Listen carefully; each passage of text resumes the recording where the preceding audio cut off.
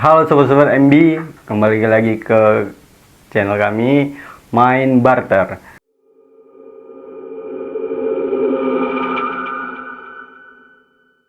Nah, jadi sesi hari ini agak beda teman-teman. Ini namanya Main Bridge ya, dimana kami menyampaikan materi kami itu satu-satu. Yang di sini juga ada kelebihannya itu. Jadi kayak di sini kita yang ngobrol gitu loh, bukan kami yang ngobrol gitu.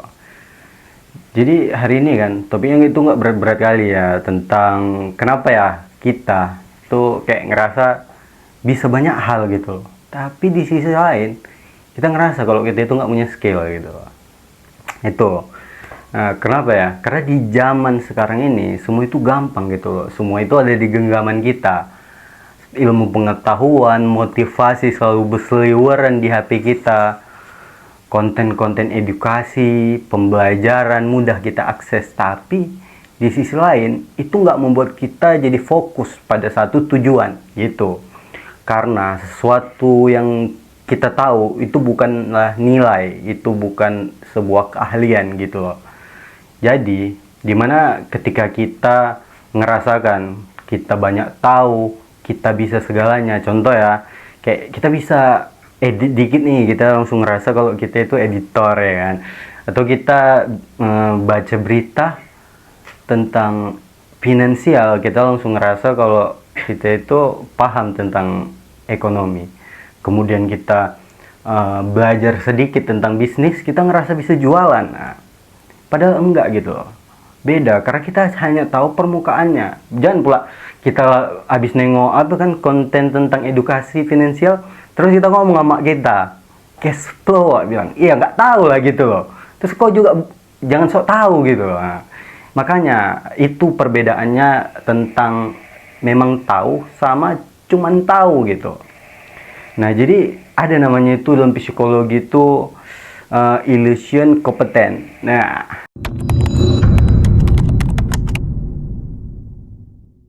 jadi illusion kompeten itu kayak gini. Kita itu ngerasa bisa banyak hal, kita merasa tahu di bidang itu. Padahal itu cuman ilusi bayangan di mana kita pernah ngelihat atau kita pernah mendengar tentang itu gitu loh. Kita nggak benar-benar tahu jadinya. Ini tuh terjadi karena di zaman sekarang kita ini, kita sering scroll TikTok, kita sering scroll Reels ya kan, dimana itu yang kita serap terkontaminasi dan hilang fokus kita gitu loh. Jadi teman-teman, kira-kira apa ya yang sebenarnya memang nilai dan skill yang bisa kita jual. Nah, kayak gitu. Jadi yang namanya skill itu harusnya itu punya nilai, bisa dijual. Nah, jadi skill yang dibutuhkan itu seperti yang menghasilkan uang. Contohnya sales, ya kan. Habis itu marketing, ya kan, copywriting. Nah, kemudian skill yang bisa memecahkan masalah gitu loh, seperti jualan, engineer ya kan, kemudian data analyze kayak gitu. Baru kemudian ada juga yang tentang manusia, itu skill seperti kepemimpinan, skill apa lagi ya, skill problem solving misalnya. Nah, kayak gitu ya, kayak gitulah misalnya. Nah, karena dunia ini itu nggak membayar kita karena kita pernah melakukan itu gitu loh, tapi kita dibayar karena bisa menyelesaikan itu dan nilai apa yang bisa kita berikan gitu loh. Jadi market atau pasar itu nggak butuh tentang kita yang coba-coba, tapi dimana kita bisa mendalami bidang itu gitu. Nah, kemudian kira-kira apa sih cara untuk kita menemukan skill yang berguna yang bisa kita jual gitu jadinya. Yang pertama itu tanya ke diri kita, apa yang bisa kita lakukan itu berulang kali dan itu nggak membosankan bagi kita itu. Yang kedua, coba lihat orang itu butuh apa gitu loh. Karena kayak aku bilang tadi kan, kita itu dibayar karena kita menyelesaikan masalah orang atau kita menciptakan nilai yang mau dibeli orang gitu. Kemudian kalau kita ngelakuin ini, yang ketiga kan, kalau kita ngelakuin ini itu dalam 3 tahun atau 5 tahun itu bisa merubah diri kita nggak, untuk menambah penghasilan kita nggak, kayak gitu teman-teman. Itu untuk tips cara memiris skill yang kita bisa jual ya, gitu. Kemudian tentang ini lagi ya, tentang masalahnya lagi, gimana ya cara kita biar nggak mudah terdistraksi. Ya kan, masalah kita terdistraksi kan, kita nggak pernah fokus gitu tentang satu bidang yang mau kita geluti gitu kan. Itu dengan cara mengurangi konsumsi kita di media sosial. Jadi lebih kita penerapan, jadi kita saring nih, kita saring mana-mana yang bener-bener kita butuhin gitu loh.